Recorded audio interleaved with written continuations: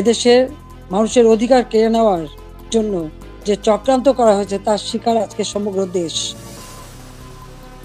এদেশের বাংলাদেশের কৃষক, শ্রমিক, ছাত্র, জনতা, সরকারি ও অসরকারি কর্মকর্তা কর্মচারী থেকে শুরু করে কেউ রেহাই পাচ্ছে না, পুলিশ বাহিনী কেউ রেহাই পাচ্ছে না।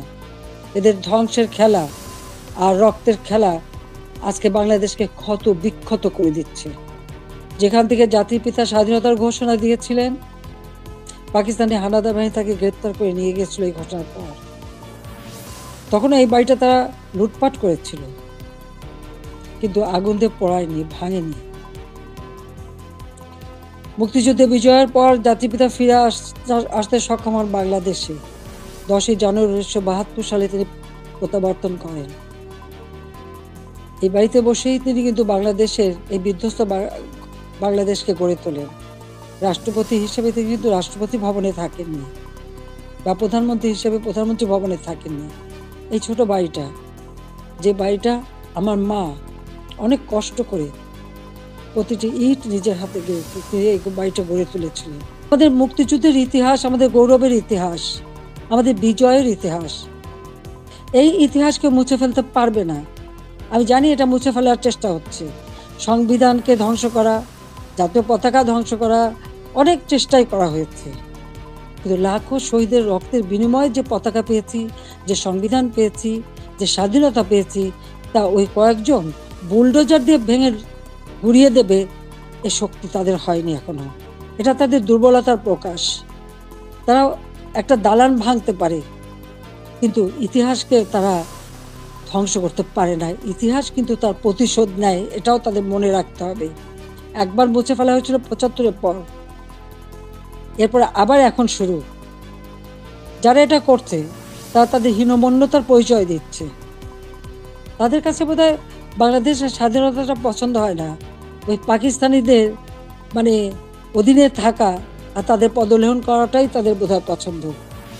আজকে অন্তত আমরা বলতে পারি, জাতির পিতা স্বাধীনতার পর যুদ্ধ বিধ্বস্ত দেশ যখন গড়ে তোলেন, তখনও কিন্তু ছাত্রছাত্রীদের বিনামূল্যে বই দিতেন। ব্যাংকের ম্যানেজারের পদ 6,000 টাকা বেতনের চাকরি 90 সালে পেয়েছিলেন।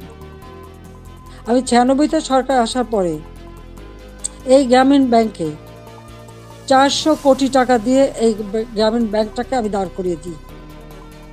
শুধু তাই না, গ্রামীণ ফোনের ব্যবসাটাও ওই ডক্টর ইউনূসকে দিয়েছিলাম। আমার কাছে বারবার ধর্ণা দিয়েছিল, বলেছিল ওখান থেকে যে লাভ হবে সেই লাভের অংশ যাবে গ্রামীণ ব্যাংকে। তা কিন্তু যায়নি, বরং এগুলি বেচেই খেয়েছে, মানি লন্ডারিং করেছে, দুর্নীতি করেছে, এবং তার ক্ষমতার লোভ আজকে বাংলাদেশকে ধ্বংসের দিকে নিয়ে এসেছে। একটি মানুষের ক্ষমতার লোভ বাংলাদেশকে জ্বালিয়ে পুড়ে ছারখার করে দিচ্ছে। তার মধ্যে কি এতটুকু মনুষ্যত্ববোধ নেই, কৃতজ্ঞতা বোধ নেই? যেই তার উপকার করে তার উপরেই, তার মাথায় আঘাতটা করতে হবে কেন? ক্ষুদ্র ঋণ আন্তর্জাতিকভাবে স্বীকৃত ছিল না। এই ডক্টর ইউনূসেরই অনুরোধে আমি নিজে তার সম্মেলনে উপস্থিত হই, যেখানে স্পেনের রানী কুইন সোফিয়া এবং হিলারি ক্লিন্টন তারা উপস্থিত হন। আমি উপস্থিত ছিলাম বলে প্রধানমন্ত্রী হিসেবে, এবং ক্ষুদ্র ঋণ জাতিসংঘে যাতে স্বীকৃতি পায় সে ব্যবস্থাও আমি করেছিলাম। কিন্তু কত বড় বেঈমান মুনাফিক যে তার ক্ষমতা লোভ এমন পর্যায়ে চলে গেল যে সে আমাকে আর রেহানাকে হত্যা করার পর্যন্ত পরিকল্পনা করলো। আপনারা দেখেছেন গত সেপ্টেম্বর মাসে জাতিসংঘ যখন যায়, সেখানে বিল ক্লিন্টন ফাউন্ডেশনে দাঁড়িয়ে ইউনূস সাহেব কি বক্তৃতা দিলেন, যে এই আন্দোলন, কোটা আন্দোলন, এটা কোনো ছাত্র জনতার আন্দোলন ছিল না, এটা ছিল তার মেটিকুলাসলি ডিজাইনড আন্দোলন, যা তার মাস্টার মাইন্ডের মাধ্যমে করা। ওই মাহফুজ আলমকে তার পরিচয় করে দিয়েছিল মাস্টার মাইন্ড হিসেবে। তার অর্থটা কি? ছাত্রদেরকে বিভ্রান্ত করা হয়েছে। আমাদের ছাত্ররা কোমলমতি, তারা ঠিক কোনটা সঠিক সবসময় তো বুঝতে পারে না, তারা ঝুঁকে চলে এসেছে। আবার আরেকজন সমন্বয়ক বলল কি, গণভবন আক্রমণের আগে বেশি ছাত্র পায়নি, তাই ফলস আইডি কার্ড করে ভুয়া ছাত্র বানিয়ে নিয়ে এসেছিল।